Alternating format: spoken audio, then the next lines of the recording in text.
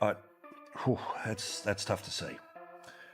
Well, thankfully, Meghan has now found the courage to talk about this on her podcast today. Like I said, I was thankful for the job, but not for how it made me feel, which was not smart. To climb up on to get to the top of the tree. And I've been fascinated to see the amount of branches that were built.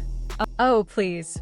Long before Meghan Markle started posing as the perfect royal, she was already mastering her real craft.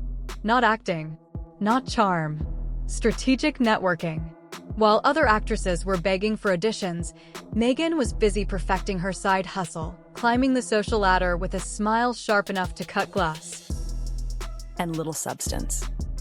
And that's how it felt for me at the time, being reduced to this specific archetype. Forget tiaras and royal titles. Meghan's first real kingdom was Soho House, the private playground of the rich, restless, and influential. And standing right beside her, holding doors open she couldn't reach on her own, was Markus Anderson, the man who could turn a nobody into a somebody faster than you can say VIP list. Here's something that I talked about with the great Megyn Kelly, the host of the Megyn Kelly Show. Find it on YouTube, SiriusXM podcast. Markus Anderson isn't just a friend. He's a storyline. Before Meghan was even a whisper in royal gossip, Markus had already begun his own ascent. He started as a waiter at Soho House, London, but this guy wasn't serving drinks. He was serving access, and powerful people drank it up. Markus Anderson is very unique in the Meghan Markle Disposable Friends series because Markus is indispensable. Markus had a rare gift. He made the elite feel like they needed him. By the time Meghan crossed paths with him, he had already transformed himself from the guy at the door to the guy who decides who gets in. If you wanted to enter that world, you passed through Markus first. Honestly, there is no end to this woman's deceptive nature, to her abject dishonesty. That's what we're seeing here. She does this podcast with Paris Hilton. And Meghan? She saw that opportunity with eagle precision. Markus had connections. She wanted every single one. Soon she was taking work trips funded by Soho House, brushing shoulders with producers, directors, executives, anyone who could lift her career an inch higher. She didn't just meet Markus, she attached herself to him like strategy in human form. She does this podcast with Paris Hilton on how, we've been labeled bimbos. It's so wrong. Meanwhile, Paris Hilton made millions of dollars off of that label, leaned into it robustly, which she discusses in the podcast. If ambition had a face, it would look like Meghan Markle with a designer purse and Markus Anderson walking 2 steps behind. Their friendship wasn't built on loyalty. It was built on leverage. But Meghan Markle, you see, won't own it. Meghan Markle wants to complain about being objectified when she was suitcase girl number 24. Like she really thought somebody was going to talk to her about how Markus gave Meghan what Hollywood never fully did: instant credibility. Overnight, she wasn't just the actress from Suits. She became the woman everyone suddenly needed to know. And Markus? He enjoyed every second of the spotlight he helped create. 24 actually is the number of genomes in the measles sequence. She had no idea it was just going to be the number of the suitcase she was going to It's ridiculous. Markus had the contacts. Meghan craved the elevation. Simple math. Together, they became the ultimate social climbing duo, rising through elite circles faster than anyone could blink. Without Markus Anderson, I hope to prove to you in this video that Meghan Markle wouldn't have the level of global fame that she enjoys now. He introduced her to designers, directors, philanthropists, the kind of crowd that could turn a TV actress into a global personality. Meghan soaked it up like oxygen. To her, Markus wasn't just a friend. He was a career catalyst. What did she do? Did she run for Senate? Did she try to get a law degree? She go back to med school? No! Now she wants us to believe. Markus hosted the soirees. Meghan dominated the rooms. He opened the doors. She delivered the charm. And just like that, Meghan went from chasing minor roles to mingling with the international elite, a transformation scripted with precision, not coincidence. Or infamy, depends how you look at it. But I really don't think she would be in the position she's in without Markus Anderson. But here's where things get interesting. It was Markus who reportedly arranged that casual weekend at Soho Farmhouse, the same ultra-exclusive retreat where Meghan just happened to cross paths with Prince Harry. Coincidence? Please. This was coordination disguised as charm. Like, why would she say that? Like, I actually also posed for a saucy picture at one point in my life. I was 40, I was a news anchor, I was pregnant, I leaned in. Markus didn't wear a crown, but he played kingmaker flawlessly. Every introduction, every whispered invite, every perfectly timed encounter was part of a larger blueprint. Meghan didn't rely on luck, she relied on logistics. And Markus Anderson? He was her strategist in chief. She is embarrassed that she's vain and vapid, and that's why she can't just own those moments. When Meghan secured her prince, most of her former friends quietly vanished.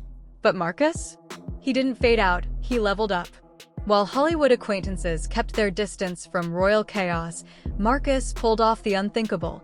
He slipped inside palace life without a title, a bloodline, or a drop of royal pedigree. The thing is that because her ambition and her sense of self is that, I should be the senator, the president, she's trying to pretend that these things in her backstory. Suddenly, he was everywhere. Pre-wedding events, private holidays, intimate dinners. Always in the corner of the frame, always smiling. Staff didn't know what to make of him. To them, Markus wasn't just a friend, he was a permanent presence. That she had to overcome like poverty or dyslexia or something. It's like, no, BS. You went to an audition. Some insiders even started calling him Meghan's shadow. Wherever she appeared, Markus hovered close. He wasn't staff, yet he moved like he belonged. He wasn't family, yet he carried himself like royalty had to catch up to him. You said, I want to do this because it was fun to do. But instead she has to, in order to achieve her next goal. The royals noticed quietly, stiffly, uneasily. Markus didn't follow protocol. He didn't bow, didn't defer, didn't care about ranks or centuries-old etiquette. His loyalty began and ended with Meghan.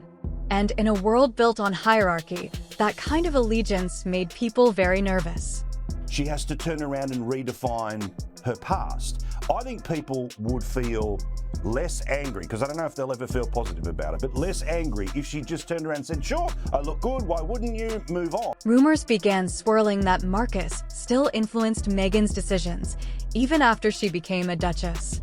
Some whispered that he was still pulling strings behind the velvet curtains. In royal circles, no one gets that close without a purpose, and Markus absolutely had one. Over-intellectualize this garbage like she's trying to win over a bunch of morons at a dinner party. That must have been 100%. terrible for you. Right, to have been so objectified. She wants us now to believe that she was standing there waiting to be asked about Bashar al-Assad, and then she found out that 24 was actually the accumulation of everyone's IQ in the room. Like, she knew. And Markus? Silent. No denials. No interviews. No clarifications. Just a silence so deliberate it felt like a threat. People started wondering, what did Markus see? What did he know? And what would happen if he ever decided to talk?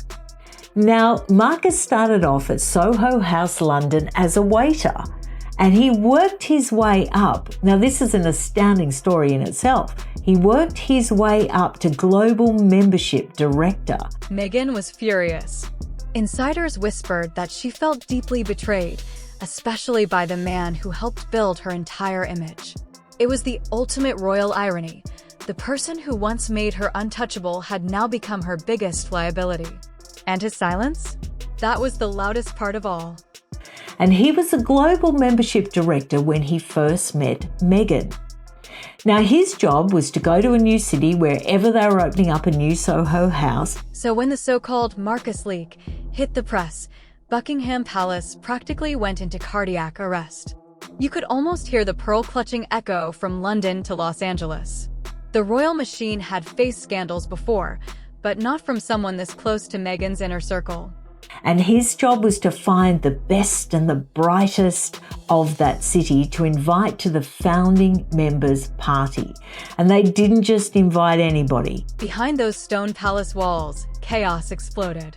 Aides running from room to room, phones ringing nonstop, senior staff demanding answers. All because a former Soho House socialite, a man they once dismissed as background noise, had just rocked the monarchy. The PR team called it containment mode. Translation: full-blown panic. They wanted to know who talked, who leaked, and most importantly, what Markus Anderson might be sitting on.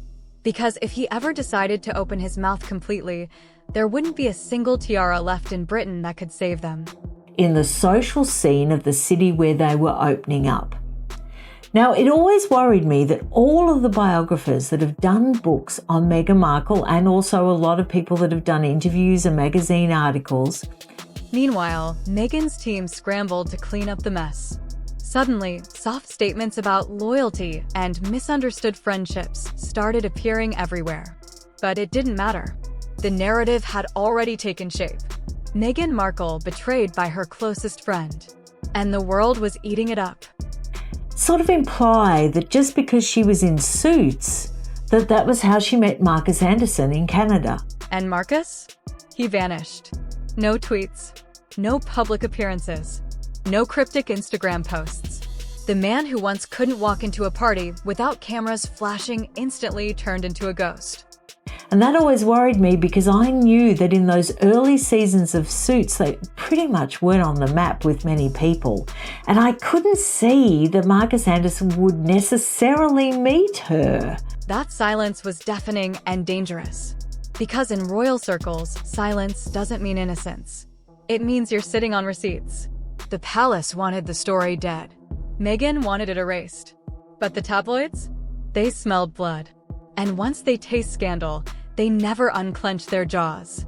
After the fallout, Markus Anderson's name became radioactive. No one dared say it publicly, but behind closed doors, everyone whispered it like it was a curse. And I doubted that she would have the cachet to be at the opening night party. But these were just all my own ideas and I couldn't really prove anything, but it niggled at me. Because here's the real problem. Markus had seen everything. The dinners, the arguments, the frantic late-night phone calls. He knew what Meghan said when the cameras shut off and what she really thought about her new royal family. And so I went for a bit of a deep dive and I found the Toronto Life social pages. That's what terrified them all. Markus wasn't just a former friend. He was an eyewitness. Old photos resurfaced, Markus and Meghan laughing at parties, whispering at events, traveling the world together. The tabloids twisted every image into a narrative of conspiracy, scheming, or something darker. Meghan became the manipulator. Markus, the stylish co-conspirator. And so I went for a bit of a deep dive and I found the Toronto Life social pages. And they reported on the opening night of the Toronto Soho House. And it was very interesting to see who they mentioned in that column. Inside the palace, they didn't see a harmless friendship. They saw a security risk. Rumors flew that aides tried to warn Meghan about keeping Markus too close, especially after private details started making their way into the press with no clear source. Column. Now, I would assume that if the cast from Suits were invited to that opening night founding members party, which is that is the party. Markus didn't defend himself. He didn't explain. He didn't deny anything. He didn't need to. His silence became a weapon, the kind that makes everyone else paranoid, because when someone who knows that much suddenly goes quiet, the question becomes, what are they waiting for? That you want to get into if you're going to ever be anybody. If you're not in that opening night party, then pretty much anyone who's a founding member probably wouldn't bother. For Meghan, it was a nightmare. One wrong sentence from Markus, and her carefully crafted royal narrative would collapse like a cheap PR setup. But Markus wasn't talking yet, and that made the world lean in even closer. Then, after years of silence, Markus Anderson finally resurfaced, not with a book, not with a documentary, but with a quiet, offhand confession at a private event. And naturally, it leaked online. When I read this article, I'll read to you who attended that opening night party. Now, members from other Soho houses came in, huge stars. His tone was calm. Too calm. Royal watchers called it deliberate, controlled, dangerous. He didn't attack Meghan, but he didn't shield her either. He simply said, "The truth people believe isn't always the truth that happened." Translation? He knows things. He knows we know he knows things. And he made sure the palace heard that message loud and clear. Keira Knightley, Jude Law, Bruce Willis, Amy Adams, Bradley Cooper, Dustin Hoffman, Naomi Watts, Zac Efron and Jennifer Lawrence. He described Meghan as deeply misunderstood and fiercely determined, which is PR code for she's a handful, but I'm not stupid enough to say it outright. It wasn't betrayal, but it wasn't loyalty either. It was that dangerous middle ground, the kind that leaves everyone more suspicious than before. Now, as far as the Toronto social set goes, there weren't a lot of people that really were named in this article other than Jessica and Ben Mulroney. Inside the palace, insiders were seething. They called his words strategic damage control. Meghan's critics called it a soft confession. And Meghan herself? Reportedly furious. Because Markus didn't deny anything. He didn't clear her name. He simply added more smoke to a fire that never fully died. People used to call him discreet. After that night, they called him dangerous. He didn't spill the tea, he stirred it. And after that half confession, nothing went back to normal. The storm faded, but the damage stayed. And Corey Vitiello. Now, Corey Vitiello hasn't really featured with many people. He gets mentioned. Meghan's circle, once overflowing with influencers, stylists, and Hollywood social climbers, shrank to only a few loyal survivors. Trust became a luxury she could no longer afford. Everyone was a potential leak, a potential headline. And Markus? He slipped back into the shadows, his natural habitat. No more events. No more cozy photos. Just silence. Prince Harry thinks he's a working member of the royal family, and we all think, what planet are this ever more weird duo on? The answer, of course, is planet Sussex, where goodness knows anything goes. The tabloids eventually moved on, but the scars didn't. Meghan was now branded with every ugly label the press could invent: ambitious, manipulative, impossible to satisfy. And Markus? He became the ghost in her story. The man who held the match but never struck it. Even though one interview from him could have ended her reputation overnight. Harebrained husband still seems to believe nothing has changed since he swapped his important regal duties for an empty new life of nothingness on the faraway West Coast. But he never did. Some call that loyalty. Others call it self-preservation. Because Markus knew talking too much could blow up his world too. For both of them, this was the price of ambition. The higher they climbed, the thinner the oxygen, and the fewer friends who could breathe beside them. Once, they were unstoppable. Now, they were two glittering cautionary tales from the same broken climb. As he fiercely fought the battle for newspaper column inches, Harry firmly denied that he was trying to overshadow his big brother, insisting the strategic Canada disclosure was nothing to do. Markus never wrote a book. He never cashed in. He didn't need to. His silence was the message, a quiet warning about what happens when ambition burns too bright, too fast. Yeah, right. The Seething Spares team maintained the timing clash was because the Dim Duke, and I quote, is not afforded the same level of security as other. Meghan wanted power. Markus wanted access. Together, they built an empire of charm, image, and illusion. And when the empire collapsed, they were both left standing in the ruins, pretending not to look back. But he's not a working member of the royal family, is he? Therefore, Harry's excuse went on, it means that the period of time in which we can release details of events is more truncated. Maybe Markus kept her secrets out of loyalty. Maybe he's just waiting for the right moment or the right price. Either way, one thing hasn't changed. The world still wants to know what really happened between them. If you believe that, I've got some swampland to sell you in Florida. In other news, Harry has written an essay all by himself. Because in Meghan Markle's world, every friendship has an expiration date, and every ally eventually becomes a headline. Markus Anderson may have walked away quietly, but the shadow he left behind? It still follows the Duchess everywhere she goes.